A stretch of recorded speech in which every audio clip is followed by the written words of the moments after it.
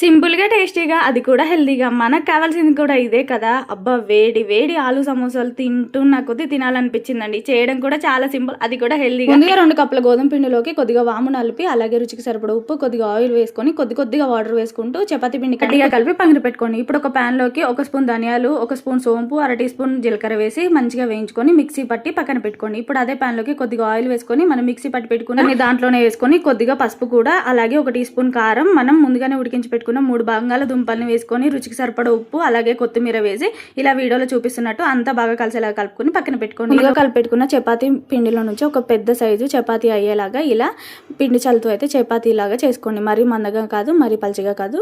ఇంకా తర్వాత మనం ఇందాక రెడీ చేసి పెట్టుకున్న ఆలు స్టఫింగ్ పెట్టి ఇలా కడలకి వీడియోలో చూపిస్తున్నట్టు వాటర్తో అయితే పదన పెట్టుకుంటూ ఇలా మనకు నచ్చిన షేప్స్ అయితే పెట్టుకోవచ్చు. నాకు పర్ఫెక్ట్గా ఆలు సమోసా షేప్ అయితే రాలేదు, ఇంకా నాకు నచ్చిన షేప్లో చేశాను. మనకు షేప్ ఇంపార్టెంట్ కాదు కదా.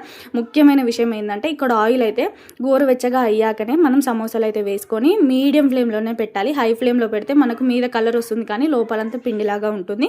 ఇలా మీడియం ఫ్లేమ్లో వేయించుకుంటే చాలా బాగా కుక్ అవుతుంది లోపల దాకా. ఇంకా లైట్ గోల్డెన్ కలర్లోకి రాగానే తీసేసుకోవాలండి. లేదు డార్క్ కలర్ దాకా కావాలి అని అంటే మాత్రం మాడిపోతాయి. బయటకు వచ్చాక మనకు కలర్ అనేది ఇంకా కొంచెం చేంజ్ అవుతూ ఉంటుంది. ఇంకా మరి ఈ వీడియో మీకు ఎలా అనిపించింది ఏంటో కామెంట్లో కామెంట్ చేయండి. సమోసాలు అయితే చాలా బాగున్నాయి. మన పేజీని ఫాలో చేయండి.